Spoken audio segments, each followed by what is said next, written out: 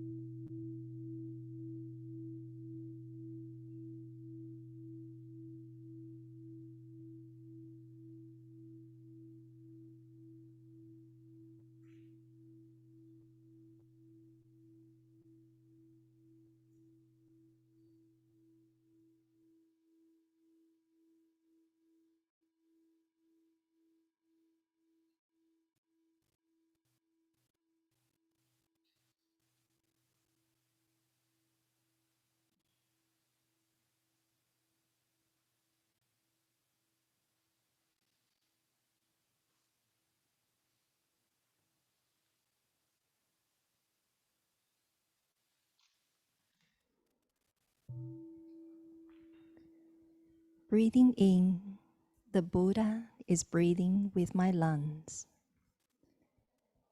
Breathing out, I enjoy the breathing. Buddha breathes with my lungs. I enjoy the breathing.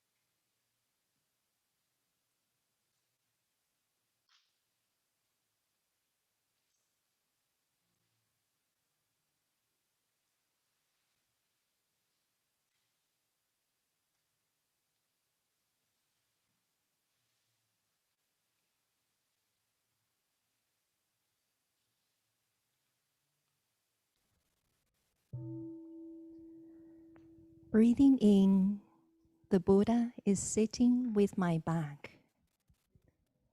Breathing out, I enjoy the sitting. Buddha sits with my back. I enjoy the sitting.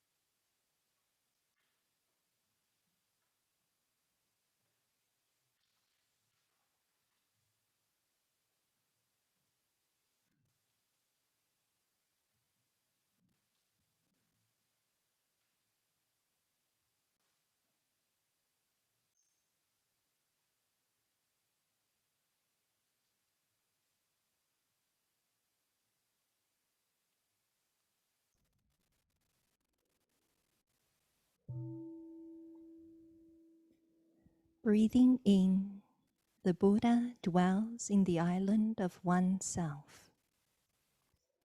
Breathing out, I can dwell in the island of myself.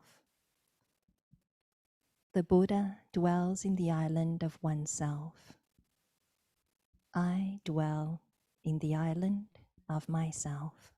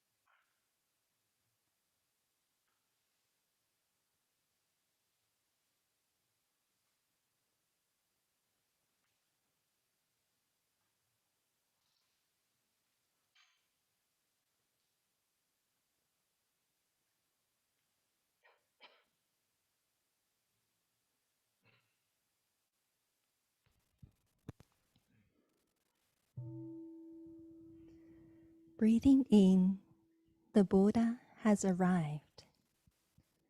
Breathing out, I enjoy arriving. The Buddha has arrived. I enjoy arriving.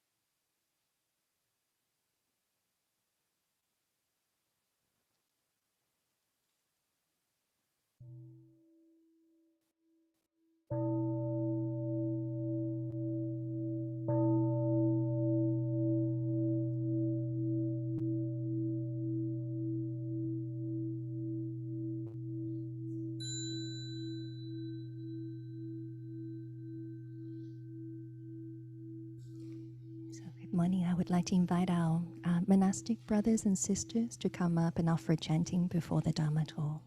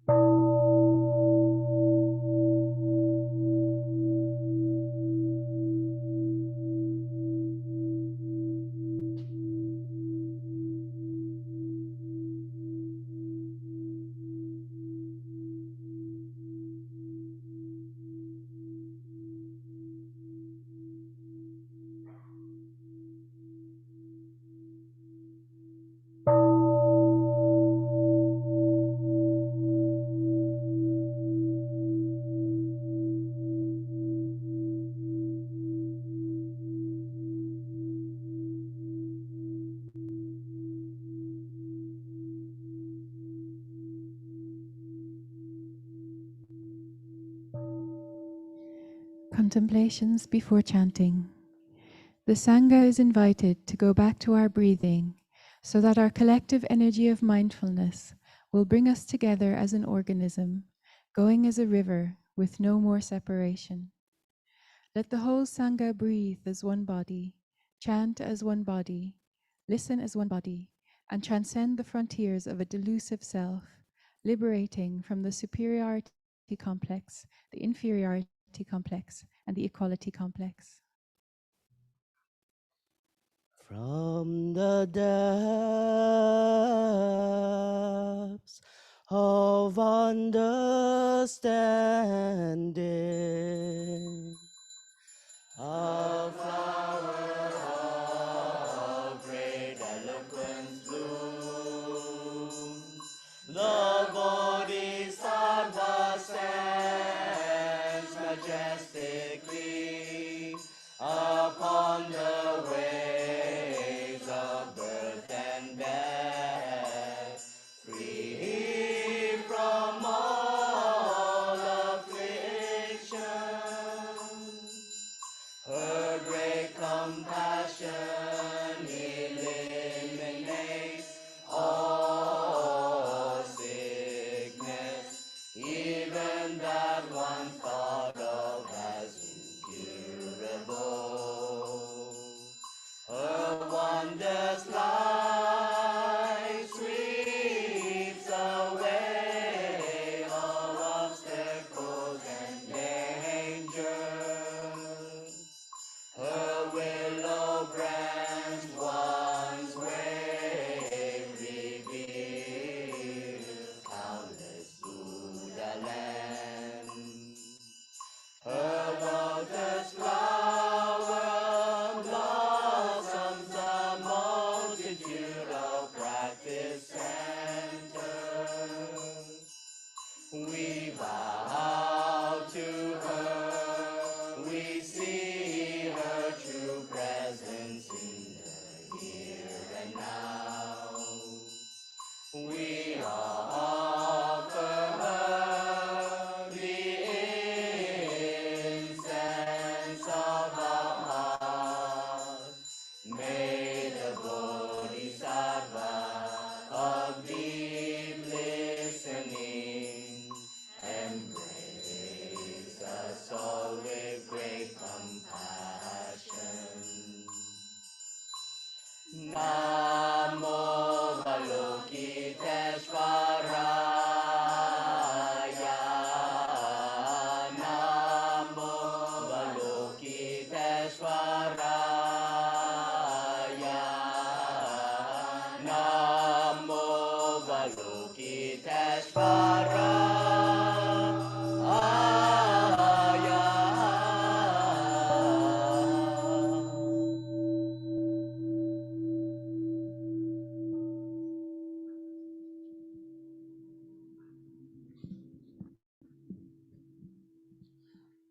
Đâu cần nhường liễu vương cam lộ,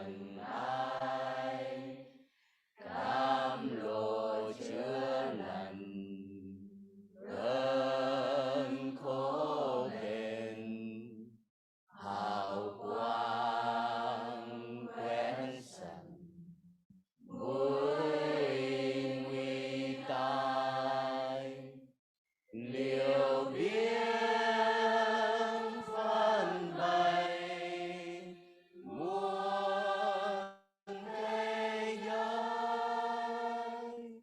sen hồng nở hè vang lâu đài, cúi đầu ca ngợi dâng hương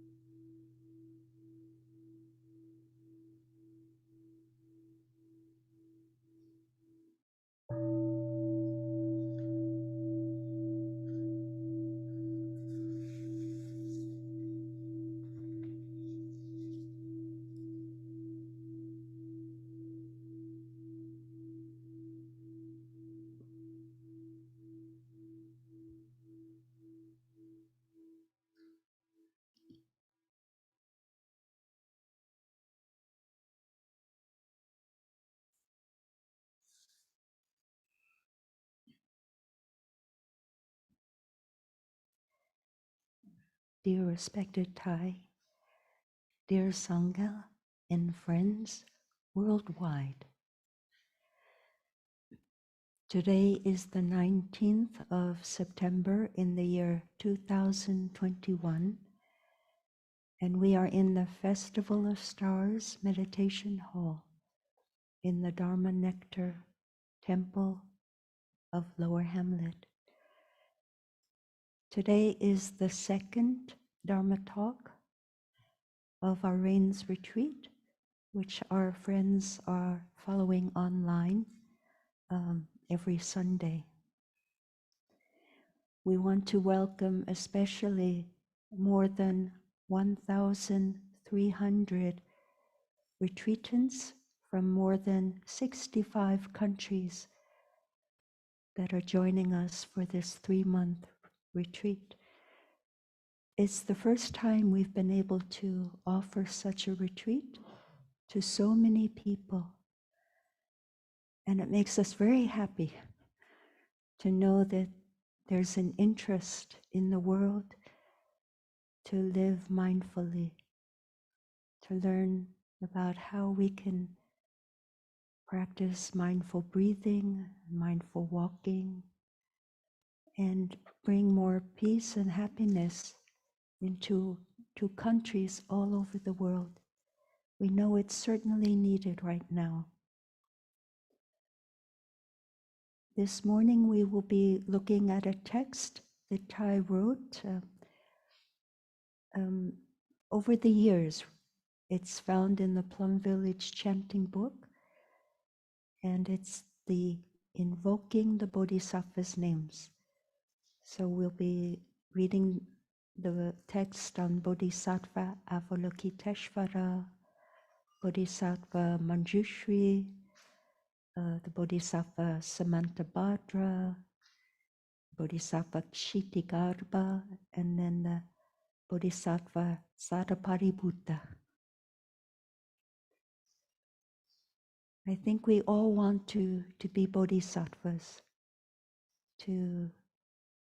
to help ourselves and help other people. And we know certainly that our practice of mindfulness makes this possible. The two simple practices that Thai has taught over the years are the practice of coming back to ourself in the present moment. This is so important, to be able to be aware of what's happening. With our mindful breathing, we come back to our body. We relax our body. We're able to live fully in the present moment. So mindful breathing is the foundation of our mindfulness practice, along with walking meditation. Walking meditation enables us to be fully present with our body, to calm our body and our mind. When walking, we're aware of our whole body, how our feet are helping us move forward. With each step, I go forward. So the whole body is contributing to this experience of walking gently on the earth. We walk peacefully, gently, giving our love and mindfulness energy with each step that we make. Mindful walking and mindful breathing will be our practice, the simple practices during the 3 months of this retreat. And we know our friends in many countries, from Far East Asia, North and South Asia, and then the Middle East. We have people registering and practicing with us from Middle East, from Eastern Europe, from Northern, Southern Europe, as far as Iceland, Africa, crossing the ocean to the Americas, to North, Central, and South America, and also Australia and New Zealand. So around the world, we will be walking peacefully and breathing calmly together. And for our friends who are new to the practice in so many of these countries where you have heard about Thai, but maybe you haven't had as much experience in the practice, we'll be with you and we'll all be walking together.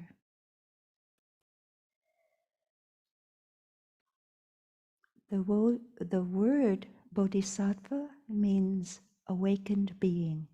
Bodhi means awakened and sattva is a being. Bodhisattvas have the mind of love. And what kind of love is this? Thai has taught us the Buddha's teachings on love. That love has four aspects. The aspect of compassion. Another aspect is the aspect of loving kindness. This love also has joy. And the fourth aspect is equanimity, inclusiveness, accepting.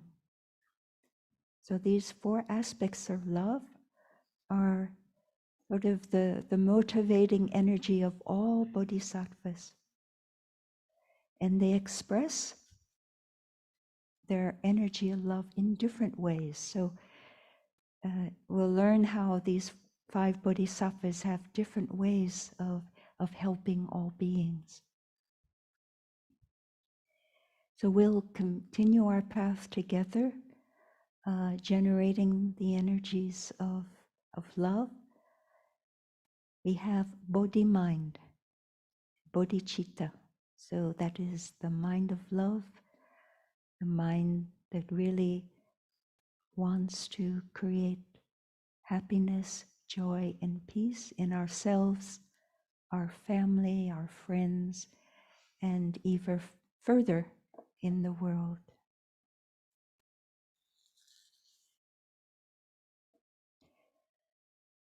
When Thai taught a sutra, he would very often give some background, some historical information about the sutra.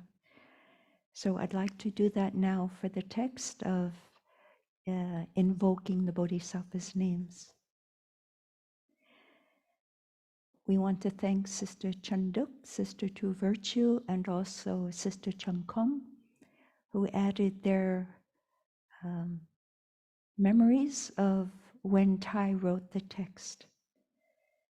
So Thai wrote the 3 Bodhisattva texts on Avalokitesvara, Manjusri, and Samantabhadra in the late 1980s. And these texts were in the first edition of the Plum Village Chanting book, first in Vietnamese and then translated into English by Sister Chanduk. The text on Ksitigarbha was written around 1995. And then the text on Sadhaparibhuta, perhaps in the year 2008 or 2009. So these are just approximate dates.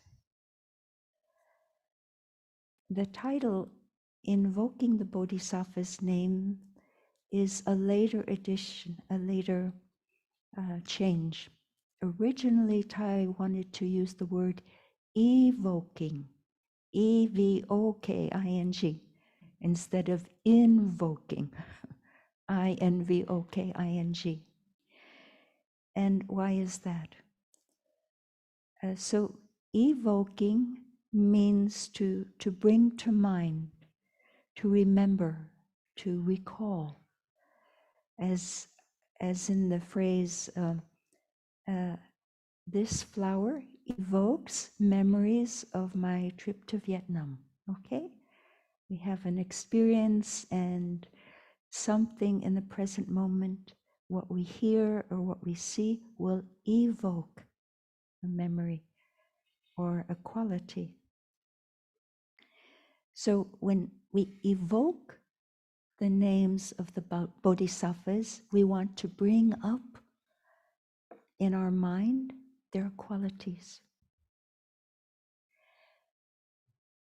In our store consciousness, we all have the seeds of compassion, of understanding, the capacity to look deeply, to stop. We have the capacity to do right action.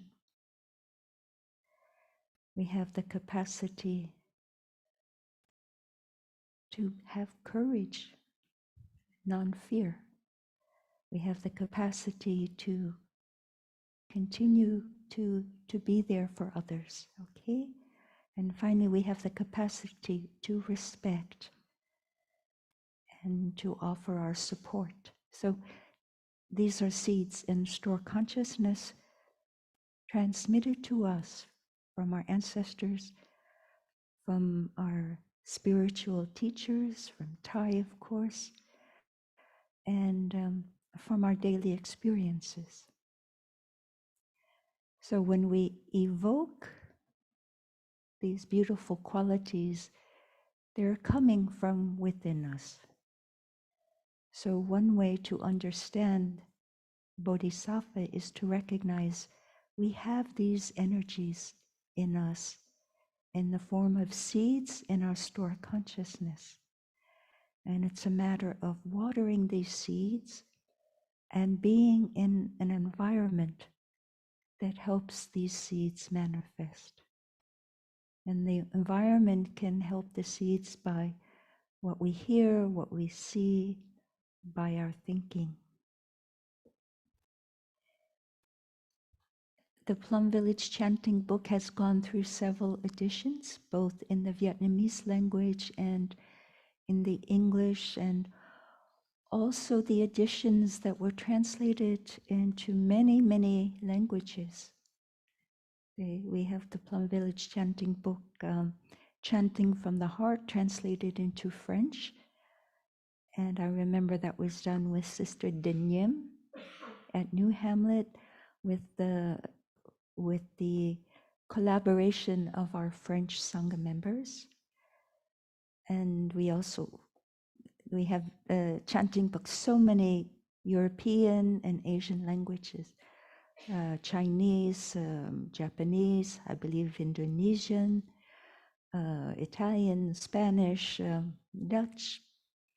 Oh, excuse me if I forget some of the languages of your country, but the chanting book has been available to us for many years, and it has been revised.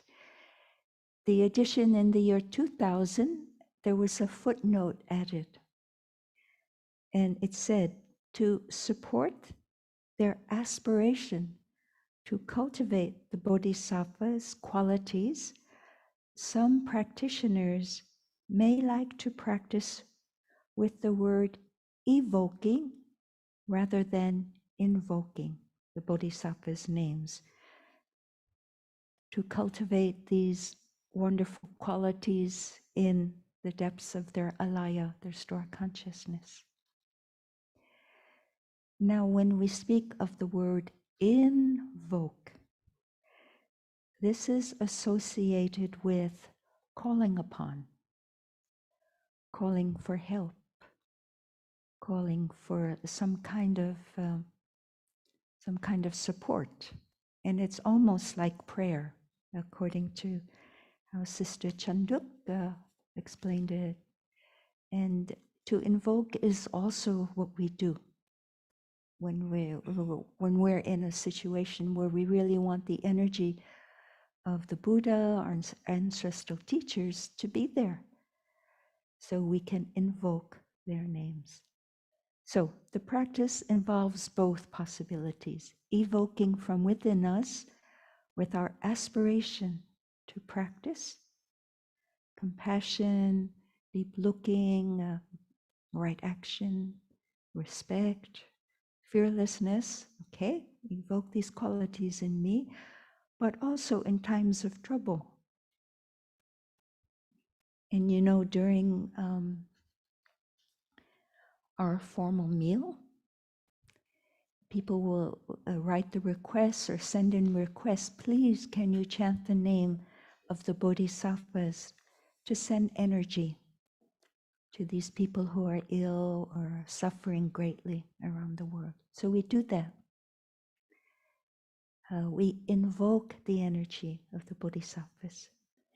And we also remember that in the past, during our summer retreat or big retreats, we would chant the Namo Avalokitesvara, okay? Invoking this energy of compassion. And as Suko-chan Kung explained that Tai shared with her that he wrote this as a chant. He wanted it to be chanted with the energy of the music, the spiritual music, so that we can experience this energy for ourselves. And you know, for the chant of invoking the Avalokitesvara, we send the energy first to ourselves. And then we send it to those whom we know, our loved ones or people in our community, our Sangha, at work. And then the third chanting is for situations, countries, places in the world where there have been disasters, fire, flooding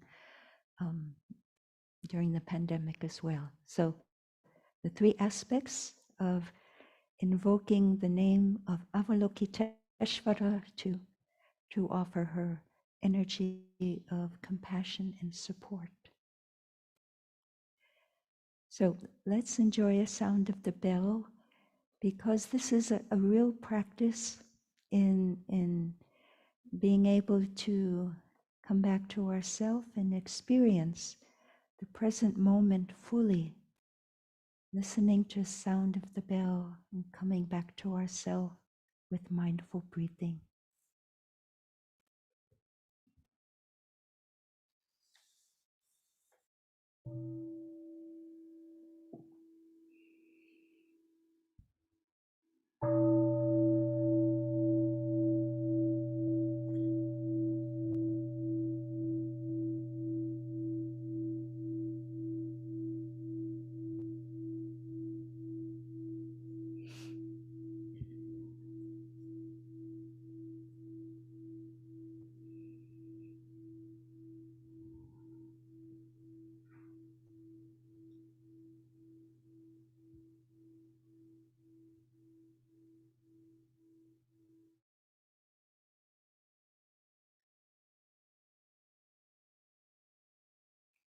So, dear friends and Sangha, I propose that today's talk can also be a practice and session, in the sense of giving us the opportunity to pause, to breathe, to relax. When we read the text of the invoking the Bodhisattva's names, those of us who are here, we know that after each Bodhisattva, there's a bell. And the bell is the voice of the Buddha, reminding us to come back and be in touch with these qualities in ourselves. So I will read the text now in full. I want to say we have a new translation of the last Bodhisattva, Sadhaparibhuta, which Sister Chanduk recently translated directly from the Vietnamese. But we also want to say that there have been many translations of the text of Sadhaparibhuta, which are very inspiring, very beautiful.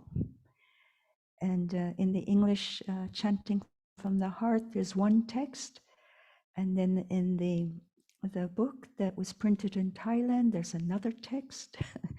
And even in the French book, there is another version.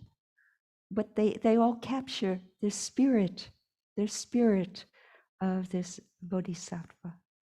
But today we'll offer you a more literal translation. So allow me to read the text, and then we'll practice with the sound of the bell, just like we do in our daily sessions. Invoking the Bodhisattva's names.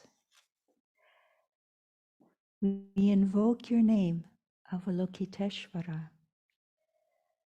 We aspire to learn your way of listening in order to help relieve the suffering in the world.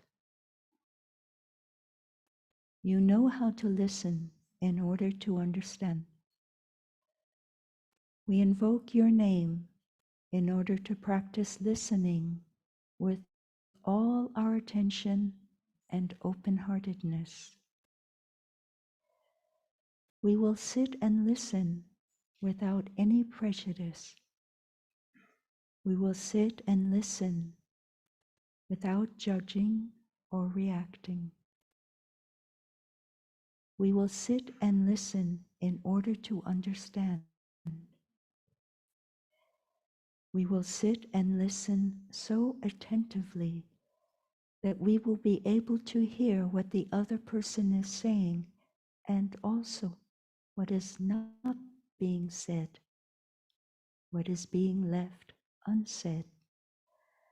We know that just by listening deeply, we already alleviate a great deal of pain and suffering in the other person.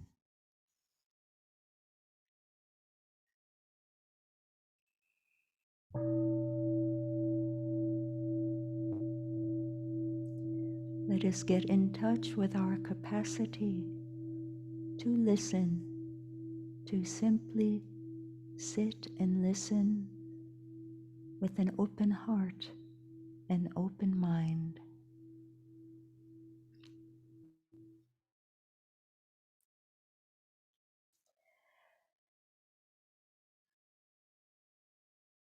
The word Avalokitesvara is translated as one who hears the cries of the world, one who hears the sounds of the world. Avalokitesvara can manifest in many forms, many forms. And she manifests in whatever form is necessary for that situation. So there's no time now to go into the many forms of Avalokitesvara, but you can look into this. She has been depicted in paintings. Their statues have been made of her. She is very much revered, for example, in the country of China. And there is Avalokitesvara Island, and it's a sacred site of pilgrimage. And Thai has visited China and gone to all the sacred sites of these 4 bodhisattvas. He went with the Sangha, and he visited the monasteries and the temples on these islands. I believe his first trip was in 1995. So she responds to whatever is needed. And in reading this text, the word listening is very important. Really, I've discovered in the practice that the first person I need to listen to is myself. And this can be in the form of what thoughts I'm thinking. My mindfulness energy lets me be aware. And mindfulness helps me be aware of my thinking, my speech, my body. Listen to the language of my body. Is there tension? So I relax.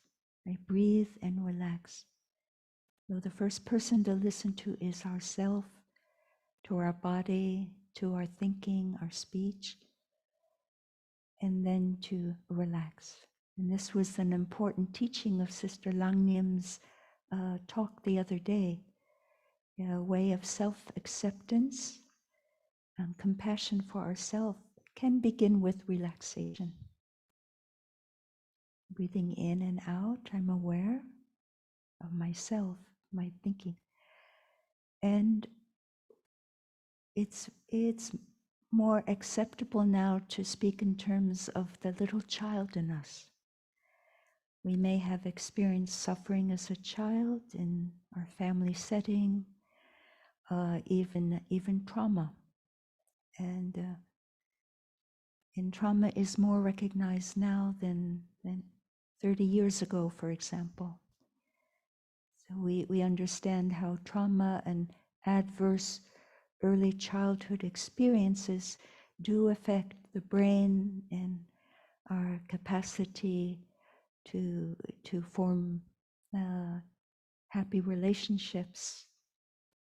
So the first practice of compassion and listening deeply is to ourselves, and then we listen to others.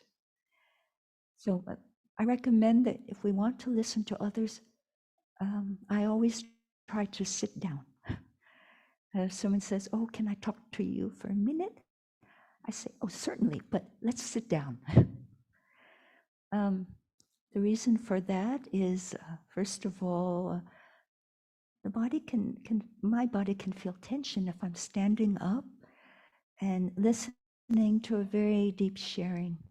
So I want to give the person who's sharing from his or her heart and myself the best conditions for listening in order to understand. Another condition or a factor I look at is this the right time?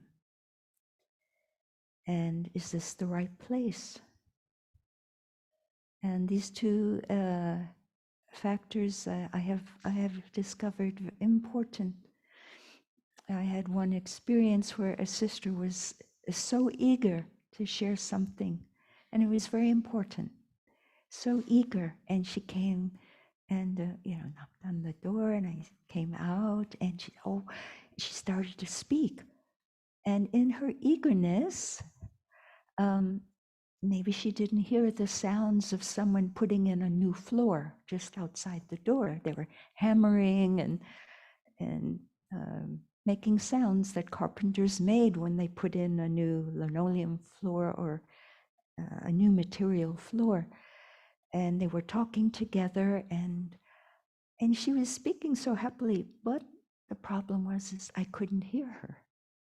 And that was because of the environment. So I suggested, "Oh, could we go to another room? I really want to hear what you're saying." So this is what I've learned about, is this the right place in terms of what's going on in the environment?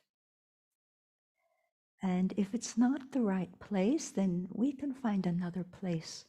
We may have to move a few times or go somewhere where there's a chair. We sit down, relax, and smile, and then invite the person to share or say, "I'm here for you. Please let me know what you want to share." Sometimes compassion is needed to know whether I'm the right person to be sharing some information. And we have in the monastic community, we have mentors, we have senior brothers and sisters who mentor and guide the newly ordained novices, sakshamanas, bhikshunis in their practice. And it's a real training to learn a monastic lifestyle. So sometimes someone will come up to me and say, oh please, will you let that sister know that maybe what she has just done is not really mindful manners." So there's an eagerness to help everyone. And I know I'm not this sister's mentor. So I'm not the best person. I'm not the right person. And we try to respect that relationship that's established between the sister and her mentor, or a lay guest or lay practitioner practicing with us and her mentor, and let that relationship continue with trust, rather than having another sister step in and suggest other ways. So I practice them that way, and everyone's not happy all the time that I suggest, oh, please let her mentor help her with this action or whatever. And then they say, well, you're the eldest, you should do it. And then I say, well, yes, it's true, I'm the eldest, but I don't know her as well as her mentor does. So usually we find ways to come to some agreement about this. In daily life, for all of you who are listening, we should say out there, in the work setting or at home or in school, it's also skillful to keep in mind, is this the best time, the best place? Am I the best person? Am I calm enough? Am I loving enough? If not, you have colleagues, maybe other members of the family who can step in. So we can think in terms of a collectivity helping in a situation.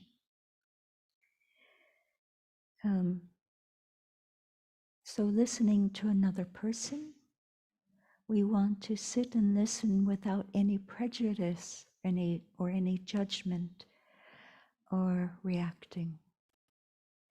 And I have found that my inner peace at that moment makes it possible. So before I would, for example, offer a deep relaxation session, I practiced deep relaxation for myself for 15 or 20 minutes before I offered the practice to others. If I have a consultation with someone or a Dharma sharing group, I relax. I take a few moments to simply come back to myself, let go of any concerns, so I'm just fully there. And then I can listen. What I do is I let go of any perceptions of this person that I may have received from other people. And in community life, or maybe at work, or in the office, or at home, we can receive other people's opinions or views about others, and this happens. But in these situations, I try not to remember any of it. I'm just there to get to know this person right here and right now. The truth is, we all change. If someone had an experience with someone a week ago, a year ago, that person has changed. We're always changing. And this is the truth of impermanence. And there's no unchanging self. In fact, because everything is changing, there's no self in that sense to speak of. We're constantly receiving new elements that make us new people. So that's about how I prepare for listening, with an open heart, without any preconceived information or judgments. I just let go of that as much as possible. During the listening, our seeds will be watered by what we hear. So if a person is sharing about a suffering they've experienced in a relationship or with their parents, my experiences that I've had with my parents, with relationships, will also be watered. And I'm aware of that. And so if we all are aware of the fact that while listening, our seeds are also being watered, then we know that during the listening, we simply breathe in and out, aware of what's coming up for me. We smile, and the listening itself does not require any response. Just by listening to someone, we alleviate their suffering, their stress, their pain. All of us do deep listening during our Dharma sharing time, and that's true. And we invite people to share from their heart and not to give any advice or guidance or solve the situation that the person is presenting. Just to practice listening, be fully present and understand. We can say, "Oh, I hear some suffering there." We say that to ourselves. We hear the tone of the voice. Perhaps she's feeling or he's feeling some anger or fear. Fear by the way they speak. So already we know how to listen. And during our practice of beginning anew, where we sit in a circle, or two people will do the practice together, if it's sharing suffering or difficulty, not in front of the Sangha, because that can create a polarity. It creates sides, for, against, yes, no. So, but in the circle sharing of beginning anew, it's the same. We simply listen and we thank the person who has the courage to share their difficulties, and we understand. But during the beginning anew session, we're not going to say anything. We just leave space for another person to share whatever they want to share. Beginning anew begins, though, with sharing our happiness. We water the flowers and our appreciations. But I'm talking now about compassionate listening. So this is just this aspect of beginning anew where we listen compassionately.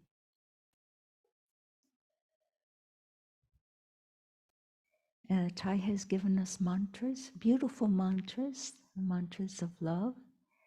And one of them is we say to someone whom we know, who may or may not know the practice, but there's enough trust in the relationship and faith in one another, we can say, "I know you are suffering. That is why I am here for you." So we have many practices on evoking this quality of compassion in ourselves in order to be there for others and practice compassionate listening. Tai chose compassionate listening for this text because Avalokitesvara listens to the cries of the world. She has many ways to help other beings, but Tai chose listening. Thank you for listening to the bell now, and we'll listen to the sound of the bell, come back to ourselves, and then we'll listen to Manjusri.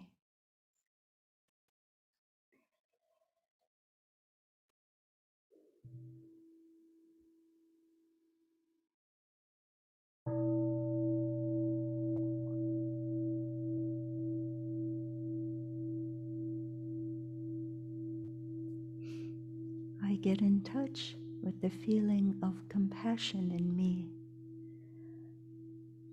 how I recognize suffering in another, and I want to help. but I don't always know how.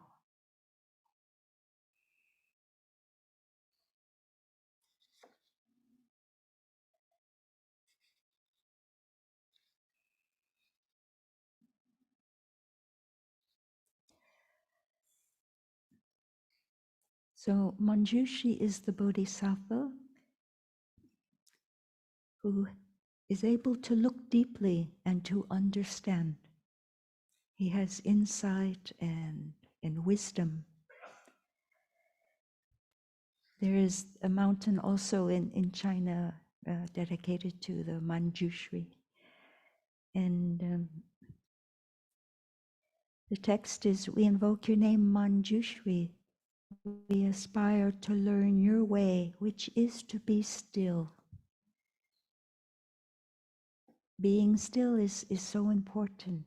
It means that we're able to stop rushing. We're able to stop running around physically, but it also means we're able to still our mind, to calm our mind. The chitta vritti, the thought waves of the mind.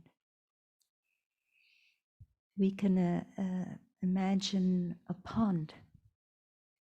And when the pond is still, when there's no water, wind blowing over it, we can see into the pond, we can see clearly. In New Hamlet, we have a brand new spiritual fountain, so to speak, made by the Bodhisattva brothers of our two Upper Hamlet and Sanha temple, the embodiment of Samantabhadra bodhisattvas. They made this beautiful pond, and it's traditional in Vietnam. They have such beautiful fountains of the Dharma nectar of Avalokitesvara, and the water flows down the rocks.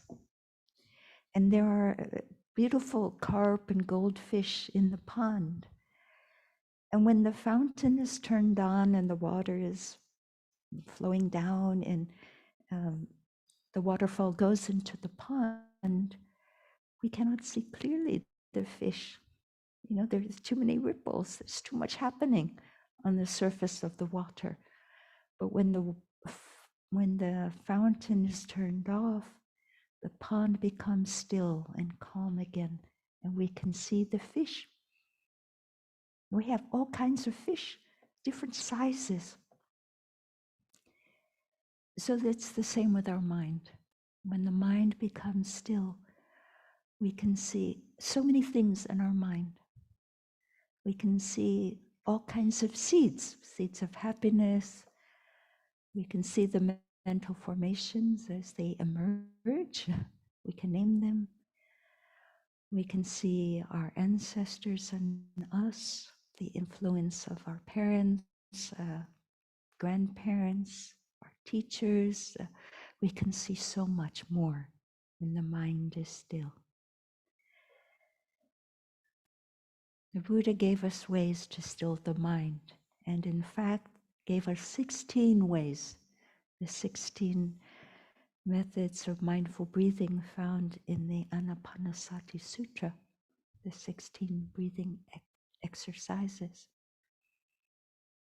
And it was our spiritual patriarch, the first patriarch of Zen meditation, in Vietnam, of course, Dhyana Master Thang Hoi, who wrote in the preface to this sutra, mindfulness of breathing is the great vehicle used by Buddhas, and we add bodhisattvas, who wish to save beings who are bobbing up and down and drowning in the ocean of suffering. The source of our suffering can, of course, be in the environment, but in the mind. So we know the breathing exercise, aware that I'm breathing in and out. Oh, I'm aware of my mind. Breathing out, I'm calming my mind. Breathing in, I'm aware of my mind. Breathing out, I'm concentrating my mind. So to be able to look deeply, we want to be able to concentrate our mind. If there's too much thinking of the past or the future, if we have worries or anxieties, we can't really concentrate. When I experience this in sitting meditation and I want to concentrate my mind and it's not happening, I say, breathing in, I'm aware that my mind is agitated. Breathing out, I smile to my agitated mind. Breathing in, with my in-breath, now I'm concentrating my mind. Breathing out with my out-breath, now I'm concentrating my mind.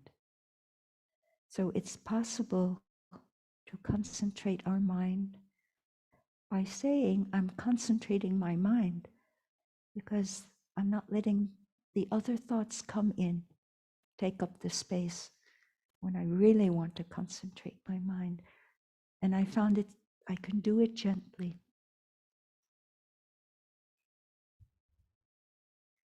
So when we're able to concentrate our mind with gentle breathing or with walking meditation, just as effective. With every step, I'm feeling the earth. I'm concentrating my mind on the experience of walking. And I said, please experience your body when walking. Let it be an experience. Bring your attention down to the soles of your feet and you're concentrating your mind. When we have our energy of mindfulness, our awareness, what's happening in us and around us, and we add concentration, which is focusing more on one thing, the breath or the footsteps, then Manjusri can manifest, and that is our insight, our understanding can manifest.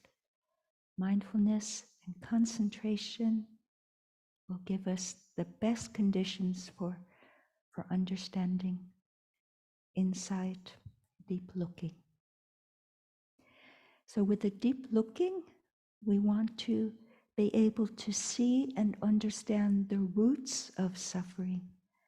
It's so important because Manjusri is dedicated to understanding the roots of suffering and to be able to end, change these roots. We know that the Four Noble Truths are the practices for identifying the roots of suffering. Suffering is there. The roots are also the causes of suffering. We have moments of suffering, so we can do our basic practices to concentrate, to look deeply and find an answer. I find that it's easier for me to ask myself a question. Why? Why is the suffering there right now? I try to find as many factors, and that is a simple deep looking practice that I do. Are the roots from the past, from my ancestors, from mistakes that I made in the past when I was a different person? Are the roots in the habit energies that have been transmitted, that I'm working on to transmit, but haven't completely transformed? I don't mean transmit my habit energies, but transform. Habit energies can be transmitted, and we want to recognize them as roots of suffering, causes of suffering, and then practice to transform them. So the Buddha gave us 8 noble practices for being able to transform causes of suffering. And we know these as the Noble Eightfold Path. We know that suffering may be caused by our view or attachment to view or my perception, my wrong perception. And Thai wrote a calligraphy that I remember seeing. He said, anger and suffering are born from wrong perceptions. So it's a very good area to begin to look into, to suffering. My views, my thinking, my speech, my action, something to do with these aspects.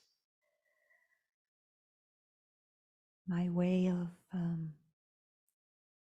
earning a living for lay people, or my way of working in the Sangha with my responsibility, my way of practicing diligence. Am I not diligent enough? Am I not practicing the four right efforts of awareness of what seeds are coming up? Am I able to help the negative seeds go back to consciousness and not stay with thinking of what's not right or how I've been hurt and ruminating and ruminating? Is suffering somehow due to the way I practice my mindfulness, or lack of mindfulness, not enough concentration? I don't have enough understanding. So the Four Noble Truths and the Eightfold Noble Paths are clear practices that we can do in evoking the energy of Manjusri to manifest in us, and also in invoking Manjusri to help. So please, Manjusri, help in this situation where we need a lot of your deep looking and your realization that everything is impermanent.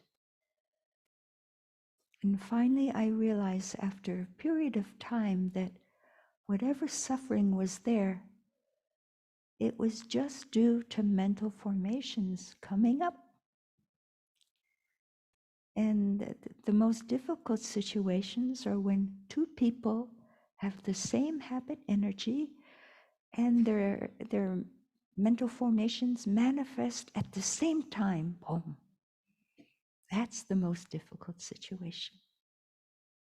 Because there's something like an eruption, a volcano, a storm.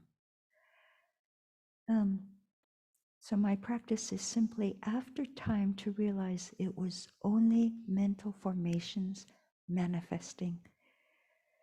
And Manjusri really believes in the selfless nature of all of us. We are made from our ancestors. It's not you and me making ourselves miserable. No, it's not that. If I believe that, then I believe in myself, in yourself, and the fact that maybe there won't be peace and harmony if we stick to that. But if we can see other ways of looking at mental formations simply manifesting and then ceasing to manifest and not inviting them to come up again. So Manjusri helps us with his sword of understanding. He's able to cut through all of that.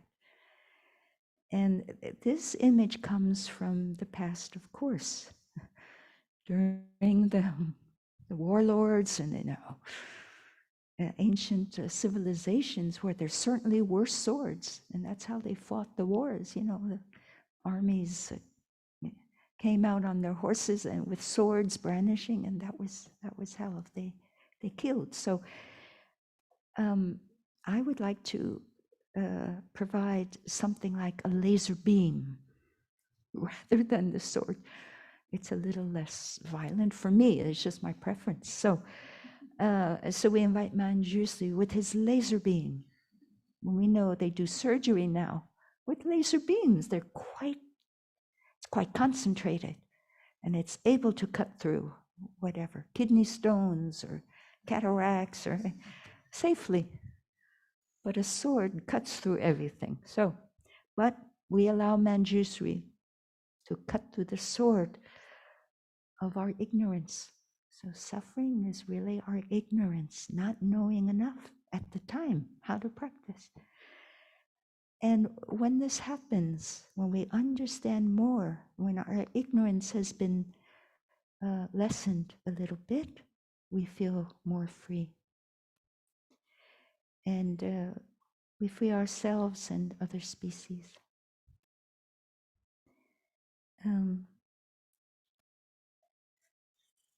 So Manjusri is so important. Yeah, we know the 5 mindfulness trainings, the 14 mindfulness trainings, and the monastic precepts all contain this deep understanding from our spiritual ancestors from Thai. And in the case of the 5 and the 14 mindfulness trainings, from the lay practitioners who have shared your experience of practicing in daily life, in situations in the world where there is suffering. So we've learned how much that deep looking and understanding is so important to limit the suffering and provide other ways of acting and speaking. So let's come back to ourselves and enjoy listening, because we're developing Avalokitesvara in us, the capacity to listen deeply, to be fully present for ourselves, to relax.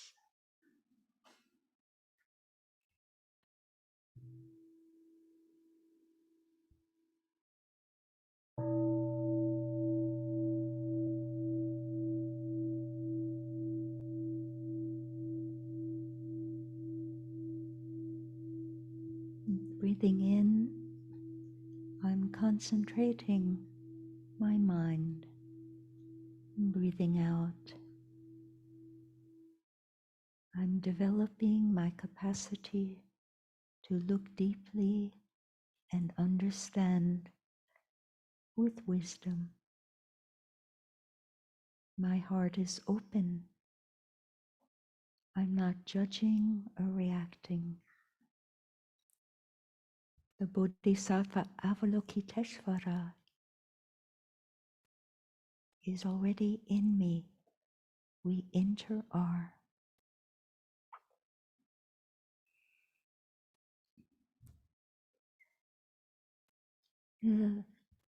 Let's invite Bodhisattva Samantabhadra to share with us how you practice, and to listen to Thai's text and how we can aspire to practice like Samantabhadra. We invoke your name, Samantabhadra. We aspire to practice your vow, to act with the eyes and heart of compassion, to bring joy to one person in the morning and to ease the pain of one person in the afternoon.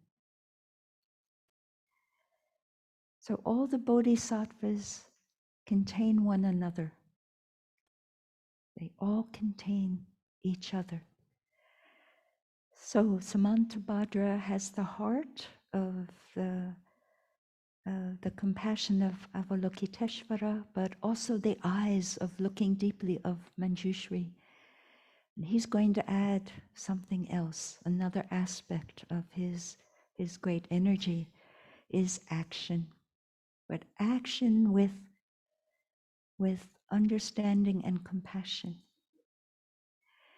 And he has understood that action without joy sometimes does not bring happiness to others. So if we have more understanding and compassion, then we can understand what actions will help and bring happiness and joy to others. Joy is one of the four aspects, the four unlimited minds that the bodhisattvas have. They have the mind of love. And we know mudita, joy, is an expression of love. It's love without jealousy. It's love simply wanting to bring happiness to others, to another person. So we use service as a means to bring joy. That means we use our work, our responsibility in the Sangha to bring joy. And this can be expressing joy when we cook. There was once a cookbook entitled The Joy of Cooking. Can you imagine that? Do we feel joy when cooking for 200 people? It's possible because we choose a dish we like, right? We choose something that we want to offer to the Sangha. But there are other ways to express joy. Every word, every look, and every smile. So, simply by smiling, Thai has given us a gatha to water the seed in us every morning. We smile, waking up this morning, I smile. This is an expression of joy. I smile to myself. I have 24 brand new hours. What a joy to know that the past is gone. I have the joy of creating a brand new day. I vow to live mindfully. What a joy to know that we have the practice of mindfulness that will make our speaking, our thinking, our actions bring happiness. I vow to look on all beings with eyes of compassion. Okay. So these are wonderful ways to begin the day. Waking up this morning, I smile. I have 24 brand new hours. I have 24 brand new hours. I vow to live them mindfully.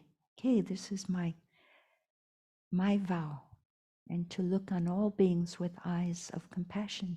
But why don't we add the other bodhisattvas? I don't think Thai would mind. Look on all beings with eyes of compassion, with the understanding of Manjusri, with the right action of Samantabhadra, and then we'll get to other bodhisattvas. Okay, so Samantabhadra is the bodhisattva of right action, action that brings happiness and joy.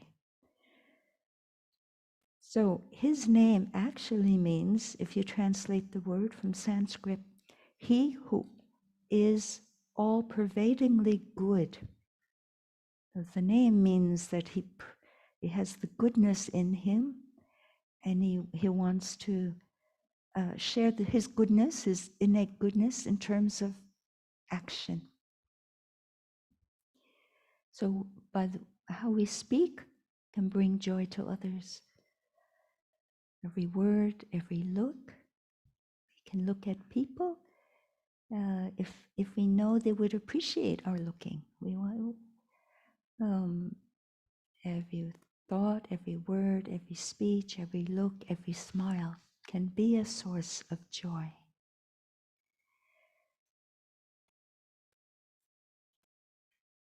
We had an activist retreat during this past year, and I thought that was a gathering of Samantabhadras.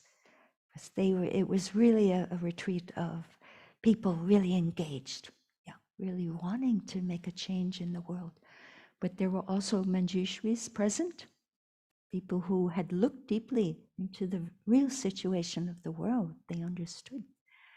And the Avalokitesvara energy was there, of course. Great compassion for Mother Earth. Let's help. So Samantabhadra is really the bodhisattva who is our best companion on the path of right action. But sometimes we don't know if our actions are right. We have doubt.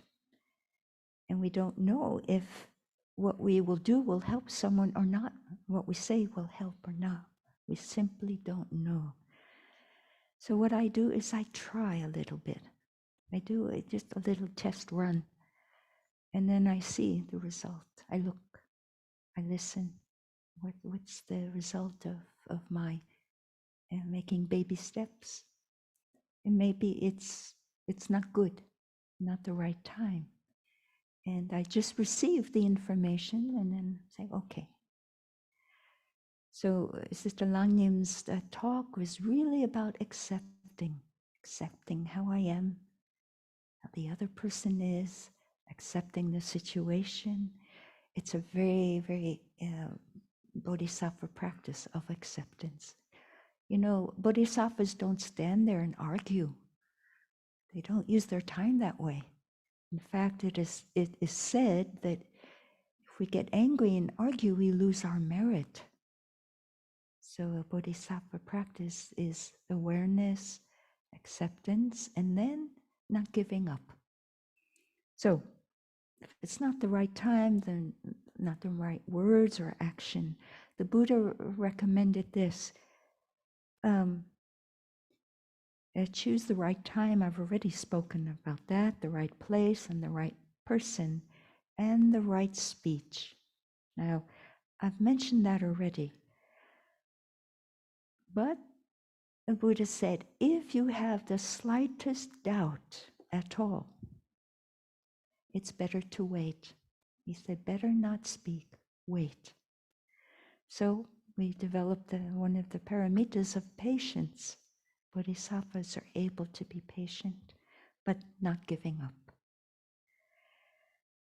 So we make the great vow with the energy of Samantabhadra in me to refrain.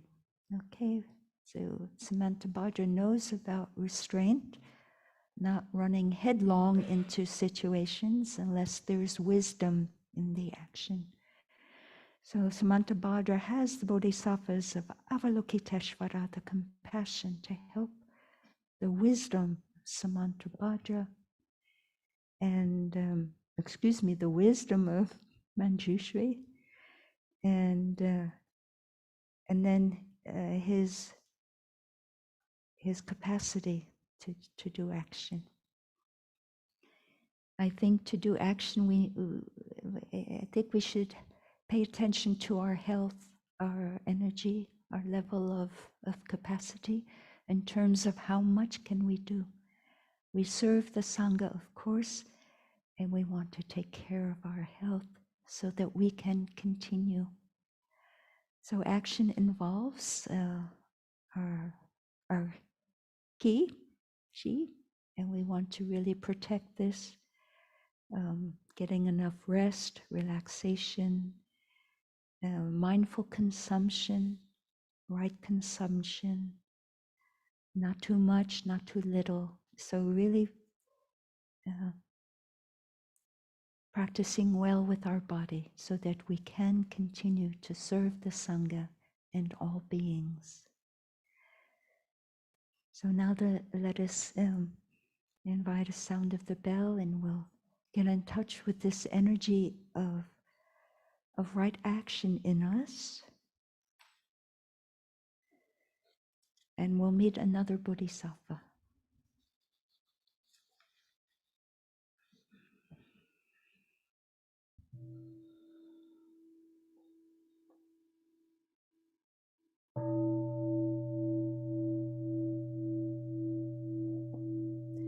Breathing in, I'm in touch with the energy of the bodhisattva Samantabhadra, who really wants to act with the eyes and the heart of compassion and enough energy to know skillful action.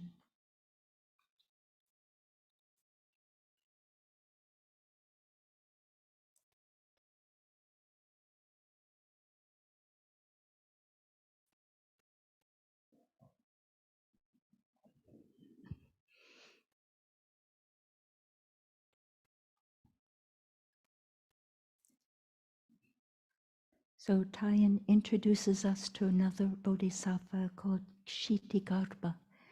In Japan, he's known as Jizo. And this is a special bodhisattva who is fearless and persevering through realms of suffering and darkness.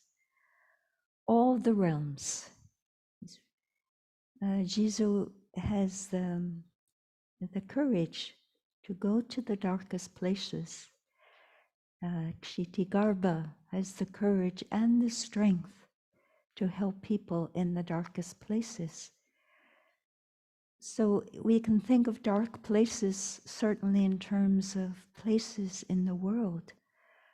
I talked of this bodhisattva in terms of human action, in terms of going to the prisons. In 1998, I believe Tai taught these bodhisattvas texts, and at that time he talked about going to the prisons. And this is certainly the work of Ksitigarbha and the bodhisattvas now in this prison mission, this going to help the prisoners who are really in very difficult environment, living in a cell with other prisoners who have created suffering for themselves in society, and not knowing about the mindfulness trainings, breaking probably a lot of them. So to be in prison is certainly can be a hell realm in terms of the mind, having the negative seeds, speech and the thinking that is found in this environment. And Tai went to a prison in the United States with some Sangha brothers and sisters. And it's through the compassion of the Parallax Press that they have sent so many of Tai's books to the prisons in America and I believe other places. And prisoners are so motivated. One, because they have the time. They have the time to read and to learn about mindfulness and helping one another. So certainly there are places in the world now where more areas of environmental suffering have manifested since Tai spoke about the prisons as places to go. And we know there's been a worldwide pandemic that has created so much suffering with the deaths. And when the pandemic first started, nobody knew anything about this virus. It was not in the medical textbooks. The laboratories had no tests to know how to test for it. There was just ignorance. And yet there were bodhisattvas who came, who there were doctors, nurses, people who had skills in the health, the respiratory therapists, the doctors of radiology. They all came to help. And even countries sent their doctors and nurses to other countries who were just facing the outbreak of the pandemic. I remember reading that.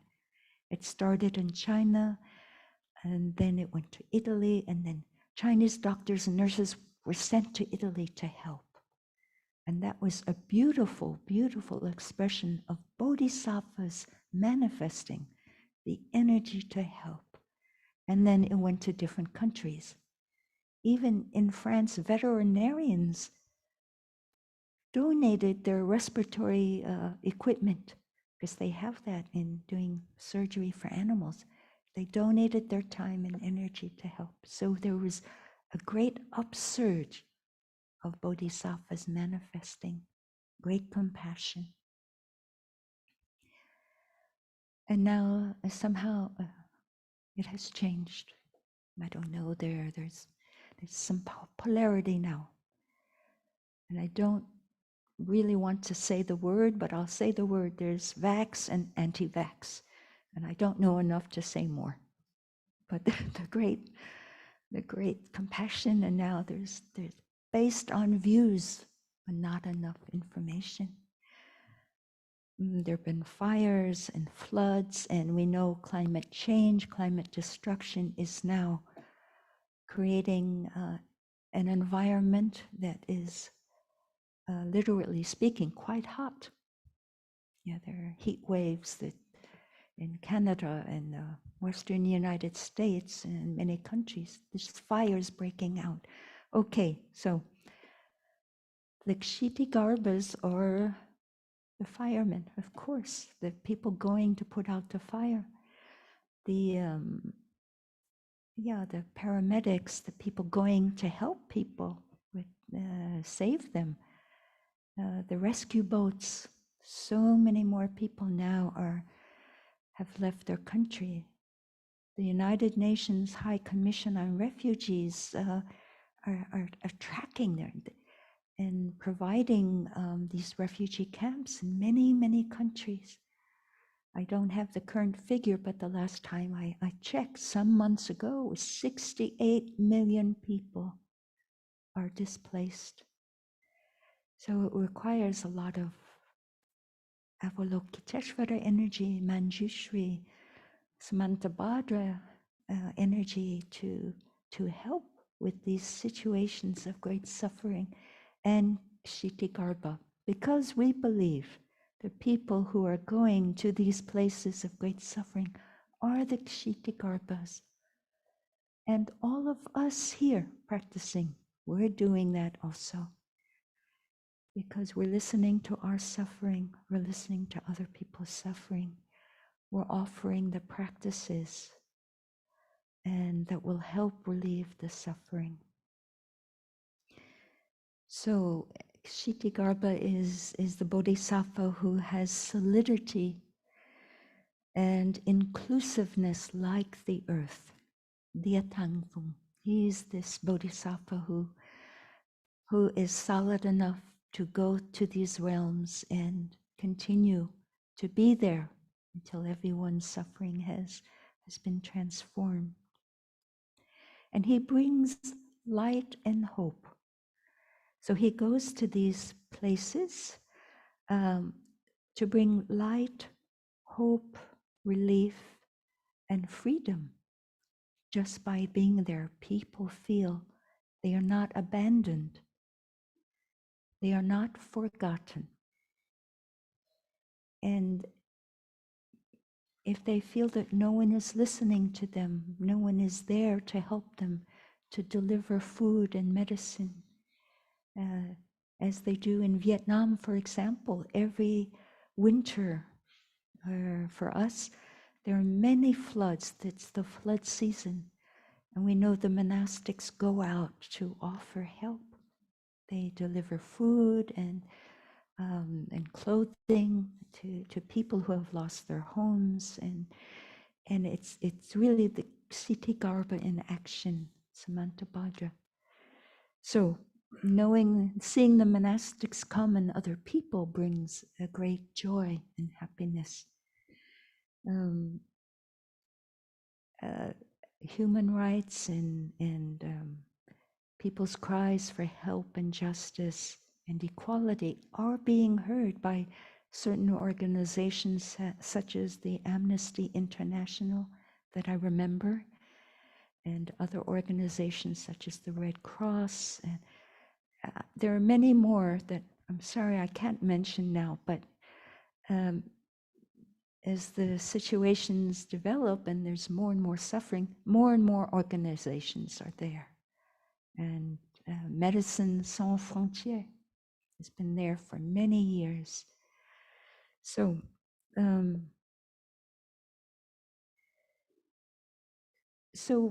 when we practice, we realize in us the importance of persevering, not giving up, and maintaining our mindfulness energy to create more stability in ourself, in our mind. So walking meditation, every day that we do gives us this stability. And we do it day after day. And for our friends in situations we can say out there around the world, we invite you to create this stability in yourself by creating time to enjoy walking meditation every day. Taking time to sit down and breathe whenever you feel the tension starting to rise. We know you are there, and we are so happy, and we are here for you.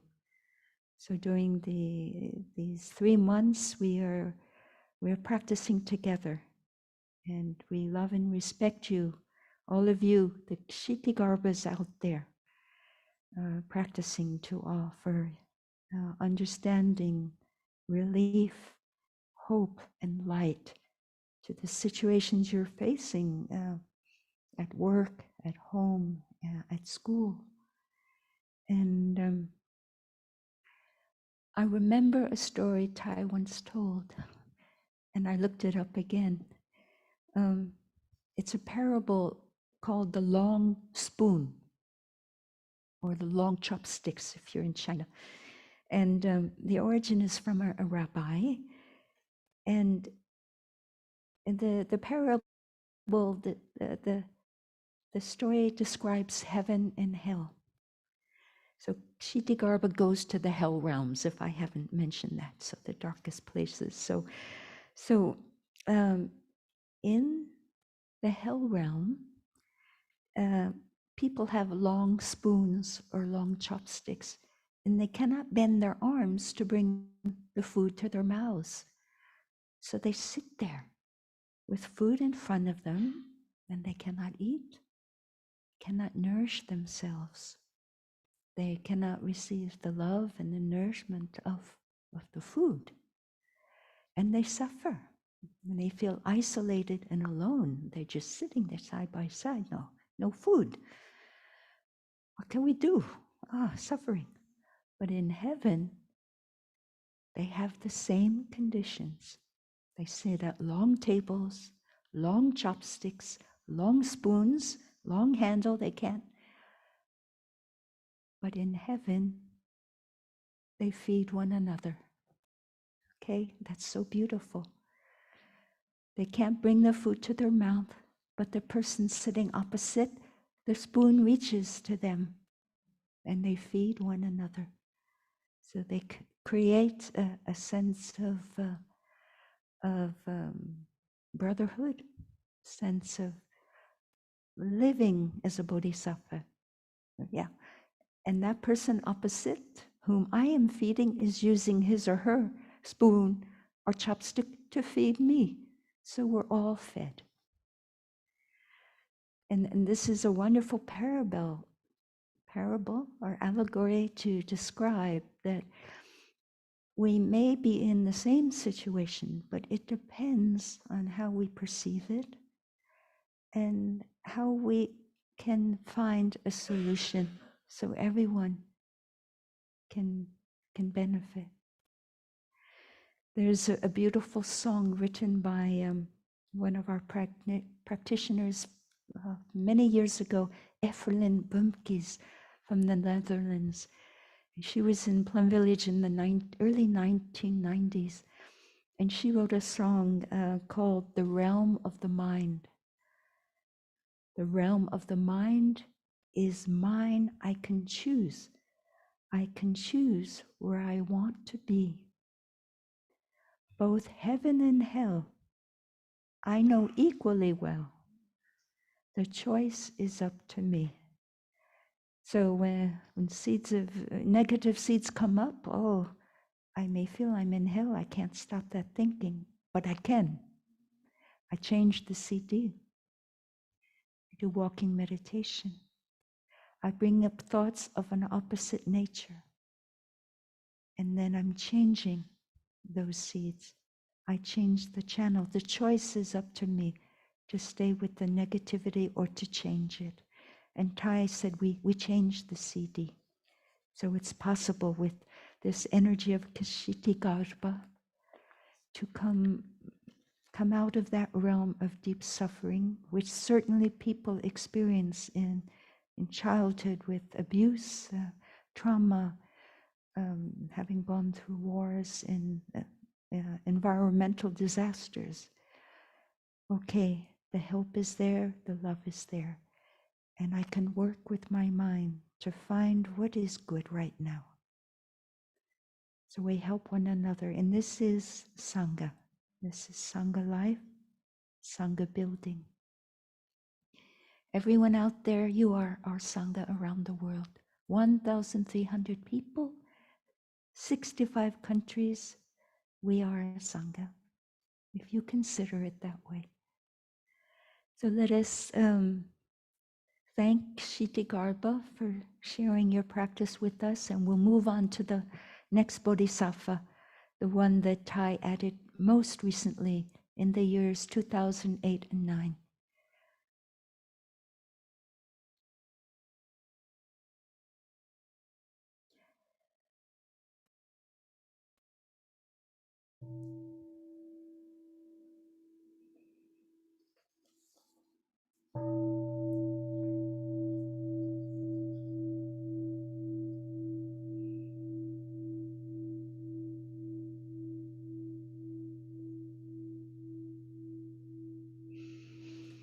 Breathing in, I'm aware of the energy of Ksitigarbha in me.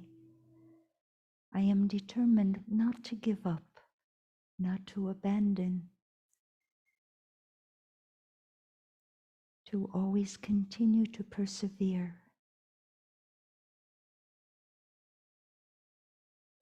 to change my negativity thinking to positive thoughts, and offer happiness and well-being to others suffering around me.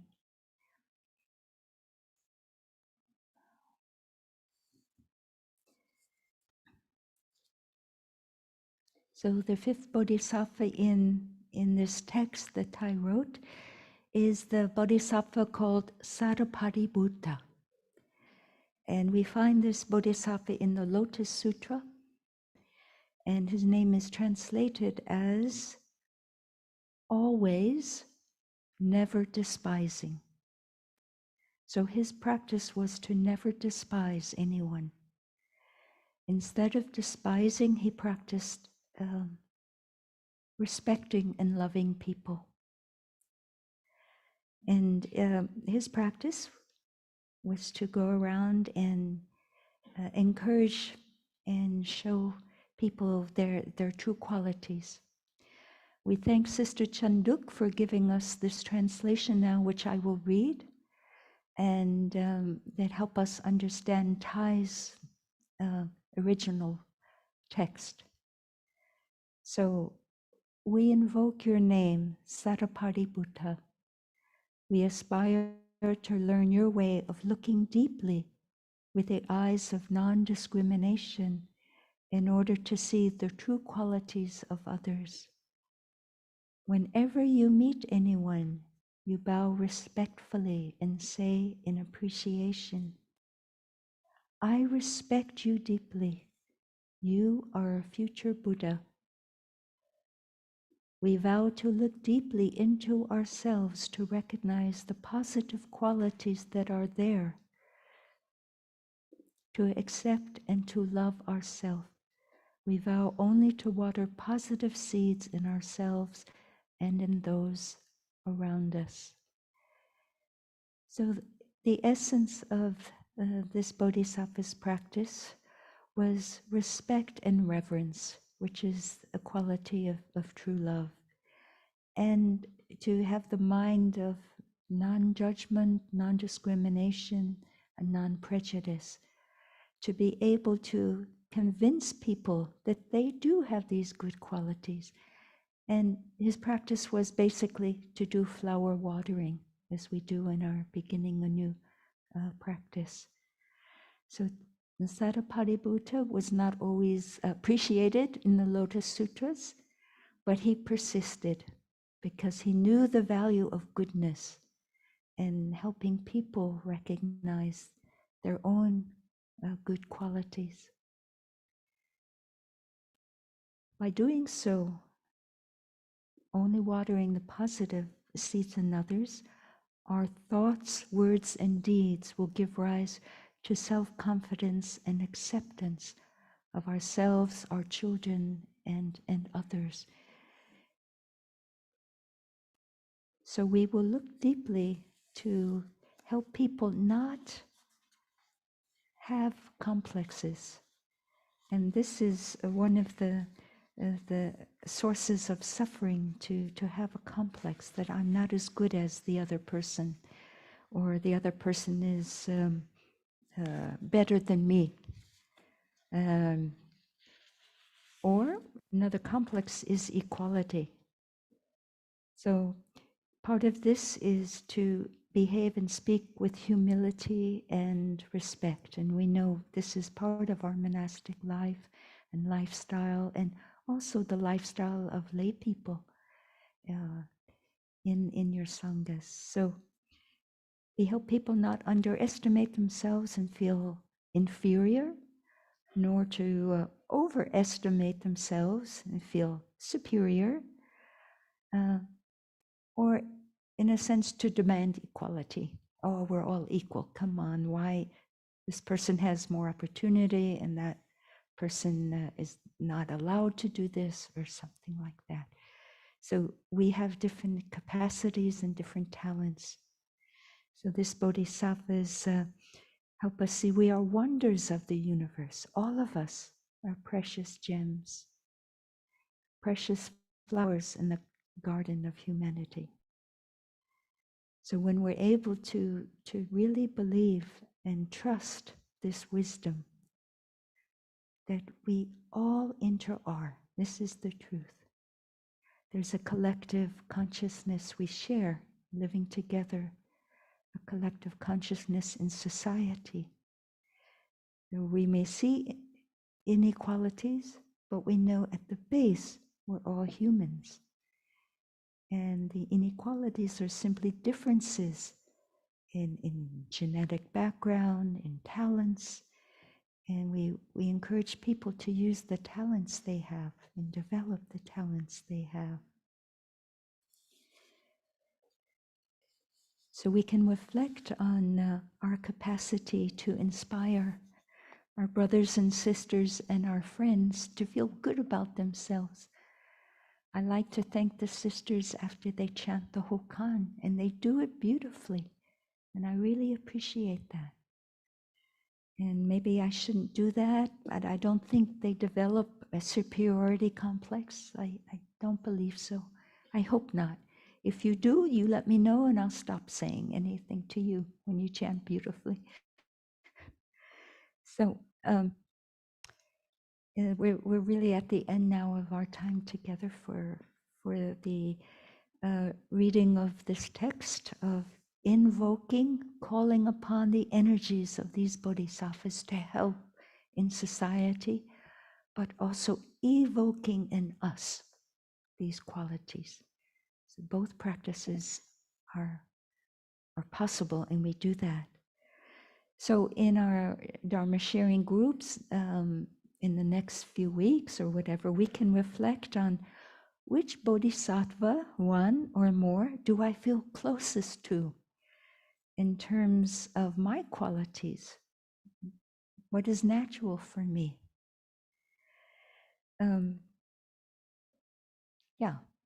Do I feel an affinity to one or more?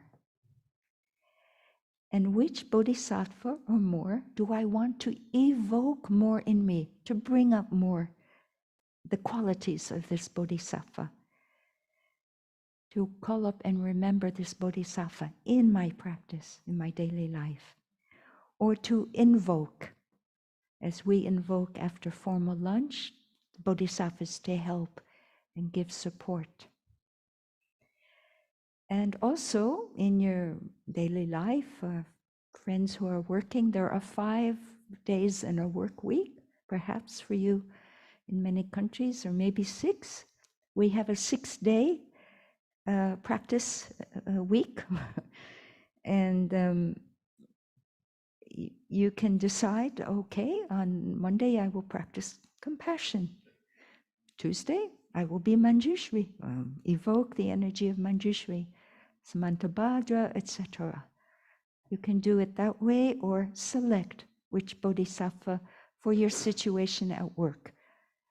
Here in the Sangha, we can have the sixth bodhisattva was Mother Earth, with the qualities of stability, inclusiveness. And again, for Sangha meetings or for anything, or meetings, we decide which bodhisattva will I be at this gathering or whatever. So I think that is all I have to share, though.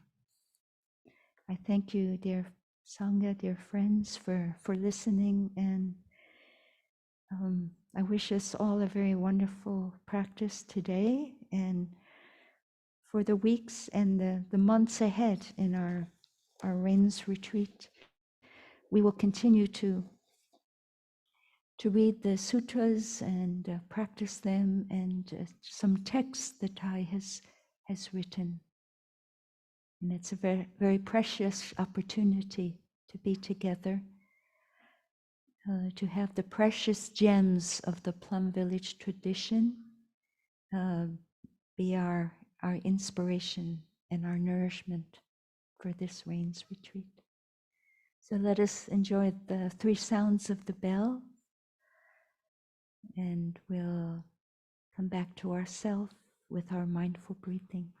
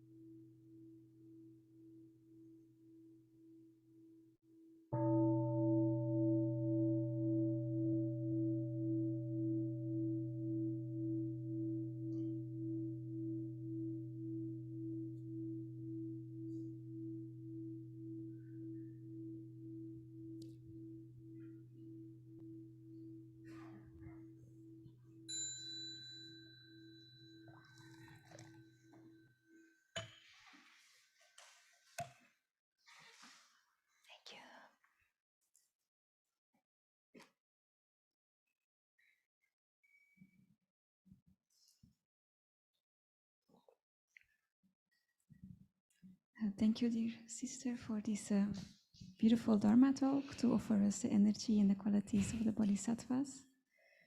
On the next sound of the small bell, we will all stand up to bow in gratitude for our Dharma teacher, to offer her Dharma talk. Then we will, on the other sound of the small bell, we will bow to the altar in gratitude to the Buddha. Thank you.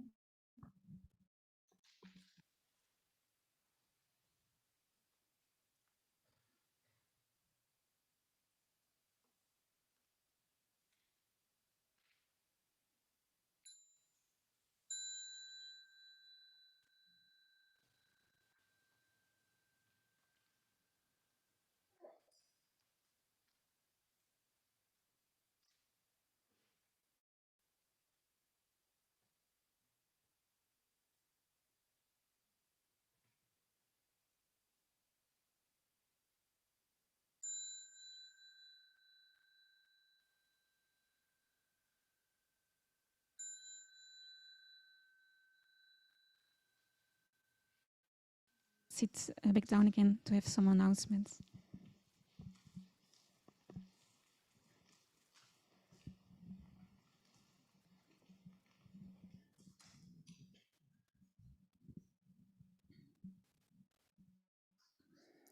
So dear Sangha, welcome to our second day of a Sunday of mindfulness of the range retreat. After this talk, we will have, when you hear the sound of the bell, we will have walking meditation just outside this big hall. We will gather together for walking meditation. After that, we will have formal lunch, and I will just explain for our new friends who arrived that is like a practice out of the time of the Buddha, where the Buddha would walk, go on alms front to gather food. So we will serve our food in order of ordination. So first the monastics, then the OI members, then the aspirants, and then all the other friends. And then we will walk in processions to here to eat our lunch together in this big hall. And the rest of the activities will be announced at the formal lunch. And just for our new friends, we will have the toilets for everyone on your right side, and we will have tea in the tea table, but it's in the dining hall. And I also need to remind the Sangha, our brothers and sisters, to please park the cars and the vans in the big parking lot so we can keep this area car free. And then if you can help us as well to put away the mats and the cushions to the side of the hall to help our bell team. Thank you so much and enjoy your